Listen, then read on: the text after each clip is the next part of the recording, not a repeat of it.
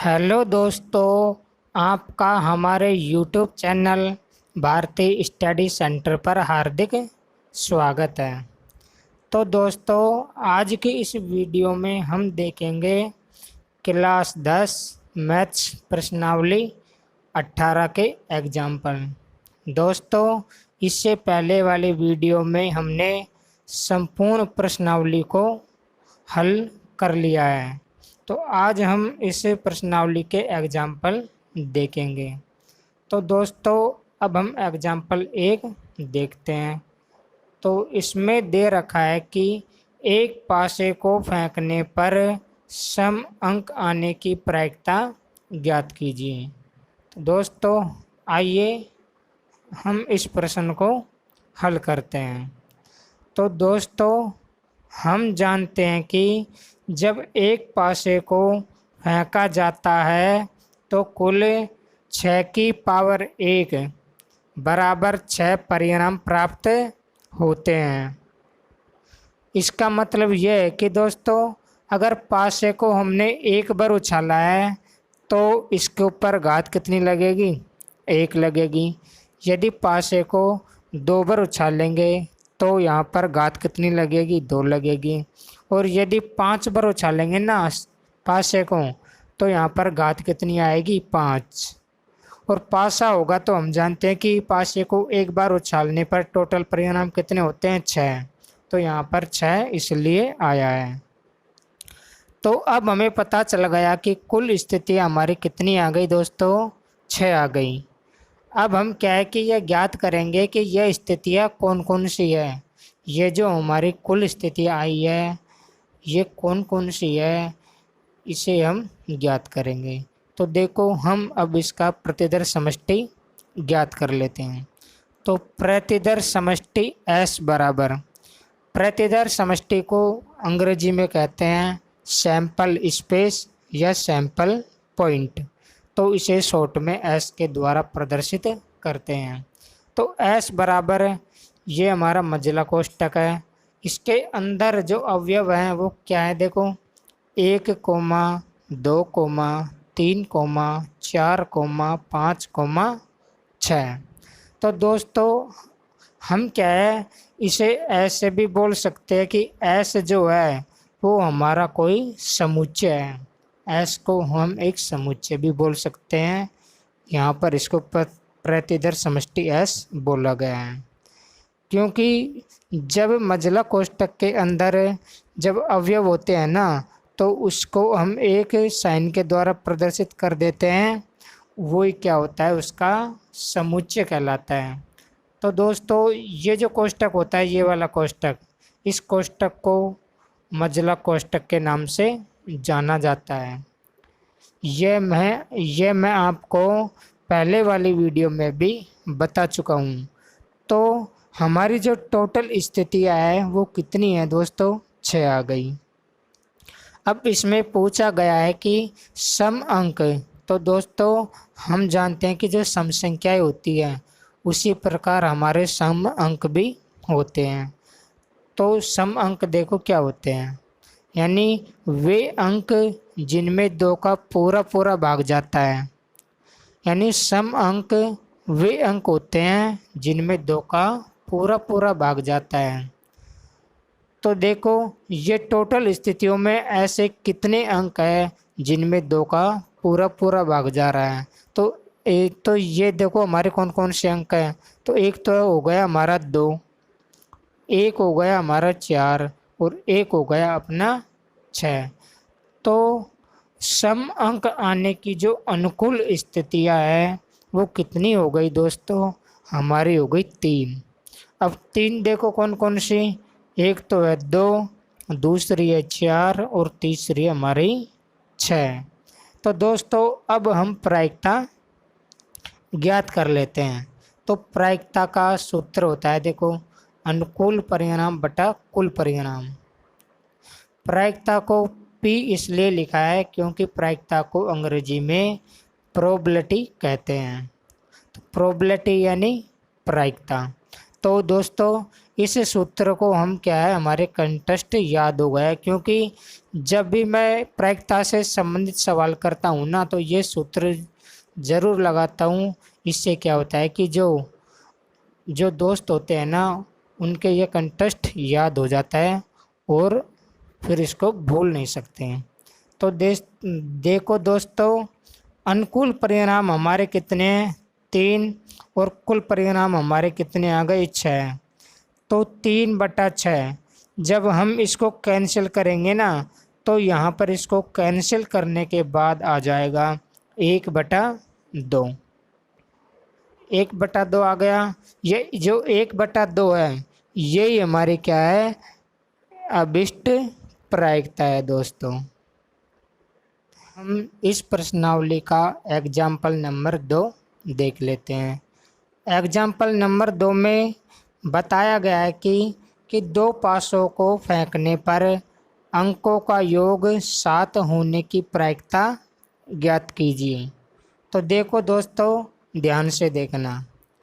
देखो, जब 2 पासों को एक साथ फेंका जाता है तो कुल 6 की पावर 2 बराबर 36 परिणाम प्राप्त होते हैं। दोस्तों, हम जानते हैं कि जब भी पासे की बात की जाएगी ना तो 6 तो आएगा ही, चाहे आप 1 बार उछालो, 2 बार उछालो या कितनी बार भी उछालो। यदि सिक्के की बात की जाए ना तो वहाँ पर हमेशा 2 तो ज़रूर ही आएगा, चाहे आप उसे 2 बार उछालो, 10 बार उछालो या फिर कितनी बार भी उछालो। तो यहाँ पर हमारे पासे की बात हो रही है, तो पासे की बात हो रही है तो 6 तो आएगा ही, लेकिन पासे को कितनी बार उछाला जा रहा है? 2 बार। तो इसकी जो घात है वो कितनी लग गई? 2। तो 6 की घात 2 का मतलब होता है कितना? 36। यानी 6 का वर्ग कितना होता है? 36। तो हमारे जो कुल स्थिति है दोस्तों वो कितनी आ गई? 36 आ गई। अब देखो, वो जो 36 स्थितियाँ हमें मिली है वो कौन कौन सी है? तो हम इन स्थितियों का क्या बना लेते हैं? एक प्रतिदर समष्टि बना लेते हैं। तो प्रतिदर समष्टि S बराबर, अब देखो हमें 36 परिणाम किस प्रकार प्राप्त होंगे। यदि हम पासे को 1 बार उछालेंगे तो 1,1 भी आ सकता है, 1,2 भी आ सकता है, या 1,3 भी आ सकता है, या 1,4, 1,5, 1,6, इनमें से कोई सा भी आ सकता है दोस्तों।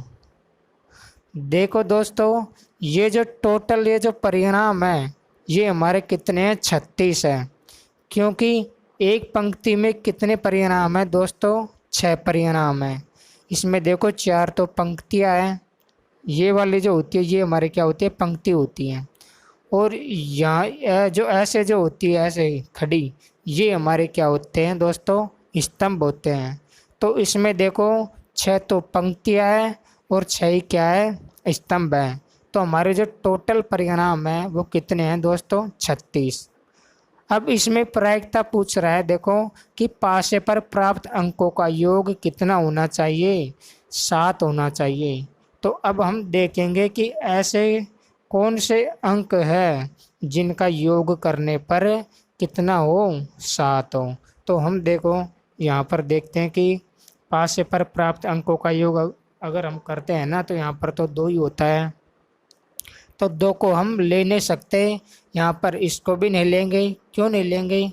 क्योंकि यहाँ पर इनको ऐड करेंगे, जोड़ेंगे तो कितने होंगे? प्लस के 3। तो इसी में ये बोला गया है कि अंकों का योग 7 होना चाहिए। तो हम एक तो इसको ले लेंगे दोस्तों, क्योंकि इसमें इसको जोड़ने पर इनका योग कितना हो रहा है? 7 हो रहा है। तो हम एक इस पहले वाली जो पंक्ति है इसमें से इसको ले लेंगे। अब देखो दोस्तों, दूसरी वाली पंक्ति में से हम केवल इसे ले सकते हैं 2,5, क्योंकि इनका योग करने पर कितना आ रहा है? 7 आ रहा है। और तीसरी पंक्ति में हम देखो इसे ले सकते हैं 3,4 को, क्योंकि इनका योग करने पर कितना आ रहा है? 4 आ रहा है इसलिए। अब चौथी पंक्ति में देखो हम ये ले सकते हैं 4,3, और पांचवी पंक्ति में हम लेंगे 5,2, और छठी पंक्ति में हमारा ये है 6,1 दोस्तों। तो अंकों का योग 7 होने की जो अनुकूल स्थिति है दोस्तों वो कितनी आ गई? 6 आ गई। 6 कौन कौन सी देखो, पहली पंक्ति में से 1,6 आया है, दूसरे में से 2,5, तीसरे में से 3,4, चौथी में से 4,3 और पांचवी में से 5,2 और छठी पंक्ति में से आया है 6,1। इस प्रकार हमारी जो अनुकूल स्थितियां है वो कितनी हो गई दोस्तों? 6 हो गई। तो दोस्तों अब हम प्रायिकता ज्ञात कर लेते हैं। प्रायिकता का सूत्र होता है देखो दोस्तों, अनुकूल परिणाम बटा कुल परिणाम। तो अनुकूल परिणाम देखो दोस्तों कितने आ गए? 6 आ गए। तो हमने क्या है सूत्र में इसका मान रख दिया और कुल परिणाम हमारे कितने आ गए? 36। तो 6/36 जब हम इसको कैंसिल करेंगे ना दोस्तों तो हमारा जो है वो कितना आएगा? 1/6। ये क्या है दोस्तों? इसकी अभिष्ट प्रायिकता है। अंकों का योग 7 होने की जो अभिष्ट प्रायिकता है दोस्तों वो कितनी आ गई? 1/6। दोस्तों हमने क्या है इतने सवाल कर लिए, लेकिन अभी तक हमने ये देखा है कि जो प्रायिकता है वो कभी माइनस में नहीं आई और कभी 1 से बड़ी नहीं आई। तो हमने आपको पार्ट नंबर फर्स्ट में बताया था कि जो प्रायिकता की जो सीमा होती है वो क्या होती है, कि जो प्रायिकता होती है ना वो 0 से तो बड़ी होती है और 0 के बराबर भी हो सकती है और 0 से बड़ी, लेकिन 1 से छोटी और 1 के बराबर होती है दोस्तों। तो अब हम इस प्रश्नावली का एग्जाम्पल नंबर 3 हल करते हैं। तो एग्जाम्पल नंबर 3 में दे रखा है, यदि एक लीप वर्ष का यादृच्छिक चयन किया गया हो तो इस वर्ष में 53 सोमवार होने की प्रायिकता ज्ञात कीजिए। तो देखो दोस्तों अब हम इस क्वेश्चन को हल करते हैं। तो दोस्तों हम जानते हैं कि लीप वर्ष में 366 दिन होते हैं। दोस्तों बताओ कि आप जानते हो या नहीं जानते हो। मैंने पार्ट नंबर फर्स्ट में ये जो प्रश्नावली है इसका बेसिक कंसेप्ट बिल्कुल इजी तरीके से बताया है। तो मैंने वहाँ पर ये बताया है कि लीप वर्ष में 366 दिन होते हैं। देखो दोस्तों यदि हम इनमें सप्ताह निकालना चाहें ना तो 366 में 7 का भाग लगा दो। 7 का भाग लगाने के बाद हमारे क्या है कि 52 तो सप्ताह आ जाते हैं और क्या होता है कि 2 दिन शेष बचते हैं। तो अब देखो दोस्तों अब ये पूछ रहा है कि 53 सोमवार। तो दोस्तों हम जानते हैं कि जो 52 सप्ताह होते हैं उनमें 52 रविवार तो 52 सोमवार तो हो गई, क्योंकि एक सप्ताह में 101 सोमवार तो ज़रूर होता है। तो यहाँ पर 52 सप्ताह है। अब 52 सप्ताह में देखो 52 सोमवार तो होंगे ही, ये हमसे पूछ रहा है 53 सोमवार। तो यदि दोस्तों हम इस 2 दिन शेष में अगर हम ये जो 2 दिन शेष बचे हैं ये इस 2 दिनों में यदि हम वापस क्या लिया है दोस्तों, सोमवार लिया है ना, तो हमारे टोटल कितने सप्ताह कितने वो हो जाएंगे? 53 सोमवार हो जाएंगे। तो ये जो 2 दिन शेष है इन 2 दिनों में हमारे देखो 7 संभावनाएं बनती है दोस्तों। इन 2 दिनों की 7 संभावनाएं हो सकती है। देखो 2 दिन में देखो दोस्तों ये जो 7 संभावनाएं हैं ये मैंने आपको लिख रखी है। आप देखो पहली संभावना है कि ये जो 2 दिन शेष है इनमें सोमवार और मंगलवार भी हो सकता है दोस्तों। दूसरी में मंगलवार और बुधवार भी हो सकता है, बुधवार और गुरुवार भी हो सकता है, और गुरुवार और शुक्रवार भी हो सकता है, शुक्रवार और शनिवार भी हो सकता है, और शनिवार और रविवार भी हो सकता है, और रविवार और सोमवार भी हो सकता है। तो दोस्तों ये जो 2 दिन शेष बचे हैं ना इनकी हमें 7 संभावनाएं बनती है दोस्तों इन 2 दिनों में। तो देखो दोस्तों, मैं आपको वापस बता देता हूँ। ये हमारे क्या है, 52 सप्ताह है। और ये प्रायिकता किसकी पूछ रहा है, 53 सोमवार। तो हम जानते हैं कि एक सप्ताह में एक सोमवार होता है, तो 52 सप्ताह में 52 सोमवार होंगे। और हमें क्या है, अभी तो एक सोमवार की आवश्यकता है, तो एक सोमवार हम इसमें भी ले लेंगे ना, इन 2 दिनों में से। तो हमारे टोटल कितने सोमवार हो जाएंगे दोस्तों, 53 सोमवार। और यही हमसे पूछ रहा है कि 53 सोमवार होने चाहिए, इसकी प्रायिकता ज्ञात करो। तो देखो दोस्तों, हमारी जो कुल संभावनाएं थी वो टोटल कितनी हो गई, 7 हो गई। क्योंकि सप्ताह में कितने दिन होते हैं, 7 दिन होते हैं। अब हमें इससे कोई मतलब नहीं है, हमें इनसे मतलब है कि 7 दिनों में से हमारी जो कुल स्थितियाँ है वो तो 7 हो गई। अब इन स्थितियों में ऐसी कंडीशन देखो कि जिसमें सोमवार आए। सोमवार देखो कौन कौन सी कंडीशन में आ रहा है। एक तो देखो दोस्तों, इस कंडीशन में सोमवार आ रहा है, तो एक कंडीशन तो हमारी ये हो जाएगी। और दूसरी कंडीशन है ये वाली, इसमें भी क्या है, सोमवार आ रहा है।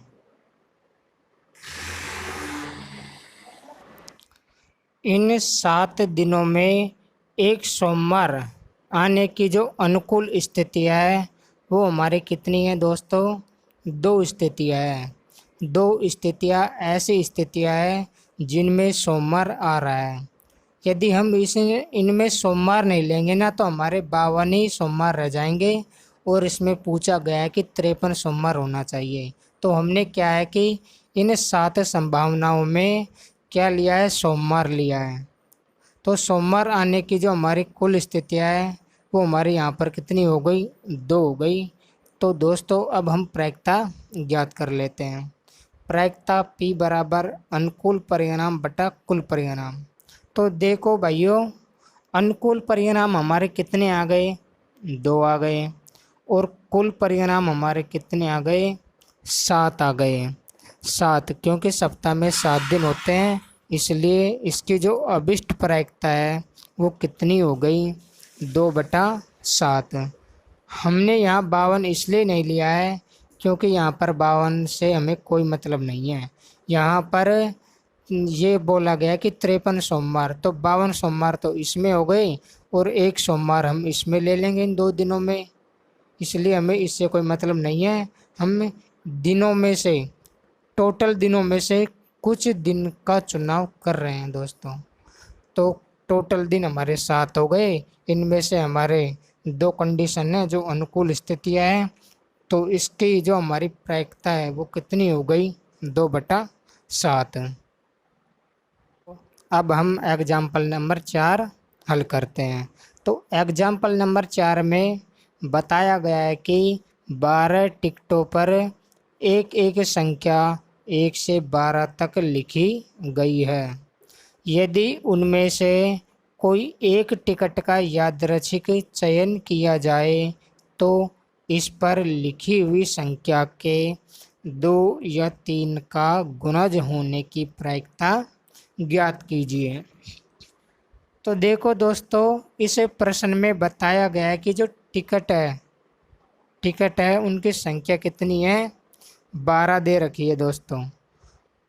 तो हमारी कुल स्थितियाँ कितनी हो गई, 12 हो गई। अब हम क्या करते हैं कि ये जो 12 स्थितियाँ हैं इनका हम एक प्रतिदर्श समष्टि बना लेते हैं। तो प्रतिदर्श समष्टि S बराबर, ये जो हमें कुल स्थितियाँ मिली है ये है देखो 1 से लेकर 12 तक। तो ये हो गई देखो 1, 2, 3, 4, 5, 6, 7, 8। इस प्रकार ये कहाँ तक हो गई, 12 तक। तो इनकी जो संख्या है वो कितनी हो गई, 12। तो हमारी जो कुल स्थितियाँ है वो कितनी आ गई भाइयों, 12 आ गई। अब इसमें प्रायिकता पूछी है कि 2 या 3 का गुणज होना चाहिए। इनमें से 2 या 3 का गुणज होना चाहिए। तो दोस्तों गुणज का मतलब ये है कि उसका पहाड़ा। जैसे 2 का गुणज मतलब 2 का पहाड़ा, जैसे 3 का गुणज मतलब 3 का पहाड़ा, जैसे हमें पूछा जाए कि 5 का गुणज है, तो 5 का पहाड़ा हो जाएगा, 5 एकम 5, 5 दूनी 10, 5 तिया 15, 5 चौका 20। उसी प्रकार 2 का गुणज होता है, देखो 2, 4, 6, 8, 10, 12। क्योंकि हमारी कुल स्थिति अब 12 तक ही है, इसलिए हम क्या है कि 12 तक ही इसका गुणज लेंगे दोस्तों। अब हमारे 3 के गुणज है, देखो 3, 6, 9, 12। अब 12 से आगे नहीं लेंगे, 12 से आगे लेंगे ना तो कितने हो जाएंगे, 15। और जो 15 है वो हमारे इस समुच्चय में नहीं है, अर्थात कुल स्थितियों में से नहीं है। तो 2 या 3 के गुणज होने की जो अनुकूल स्थिति है, देखो दोस्तों यहाँ पर देखो ठीक से, यहाँ पर देखो 2 का गुणज 2 है, 4 है, 6, 8, 10, 12। अब यहाँ पर देखो 2 का गुणज कितना है, 6 है, और 3 का गुणज भी कितना है दोस्तों, 6 है। तो हम इसे अलग अलग नहीं लिखेंगे दोस्तों, इसको हम एक बार ही ऐड करेंगे। और जैसे हमारा यहाँ पर 2 का गुणज में 12 आ रहा है, और यहाँ पर भी 3 के गुणज में 12 आ रहा है, तो हम क्या है इसे एक बार ही ऐड करेंगे। तो देखो यहाँ से हमने ले लिया, हम 2 के गुणज में से ले लेते हैं पहले, 2,4, 8, 10। 2, 4, यहाँ से 6 यहाँ हमने ले लिया। अब इस 6 को वापस इसमें नहीं लेंगे, तो यहाँ पर ले लिया 2, 4, 6, 8, 10, 12। अब हम देखो यहाँ पर 3 को ले लेंगे, 6 को नहीं लेंगे क्योंकि 6 इसमें भी तो आ रहा है, तो हमने इसे पहले ही इसमें ऐड कर लिया, तो इसको छोड़ देंगे। इसके बाद हम 9 लेंगे, और हम 12 को नहीं लेंगे क्योंकि 12 को हमने पहले ही इसमें ऐड कर लिया है, इसलिए वापस इसको इसमें ऐड नहीं करेंगे। तो हमारी जो 2 या 3 का गुणज होने की जो अनुकूल स्थितियाँ हैं वो हमारी कितनी है, 8 है दोस्तों। और ये जो स्थितियाँ है ये कौन कौन सी है, देखो 2, 4, 6, 8, 10, 12, 3 और 9। तो दोस्तों अब हम प्रायिकता ज्ञात कर लेते हैं। तो प्रायिकता का हमारा वही सूत्र होता है, उस सूत्र में हम क्या रख देंगे, मान रख देंगे। तो आइए अब हम मान रखते हैं। तो अनुकूल परिणाम कितने आ गए, 8, और कुल परिणाम कितने थे हमारे, 12। तो 8/12 इसकी क्या हो गई, प्रायिकता हो गई। अब हम इसे आगे हल करेंगे ना, तो इसको इसे कैंसिल करने पर हमारी जो अभिष्ट प्रायिकता है वो कितनी आएगी दोस्तों, 2/3। यही हमारे क्या है, प्रायिकता है दोस्तों। यदि दोस्तों आपको किसी भी प्रश्न में यदि कोई दिक्कत हो, वो समझ में नहीं आया, तो आप कमेंट बॉक्स में उस सवाल का जवाब हमसे पूछ सकते हो दोस्तों। यदि आपने इस वीडियो को लाइक नहीं किया है तो प्लीज़ लाइक कर देना, और चैनल को सब्सक्राइब ज़रूर कर देना, क्योंकि दोस्तों हमारे इस चैनल पर आपको एजुकेशन से संबंधित वीडियो इसी प्रकार मिलती रहेंगी।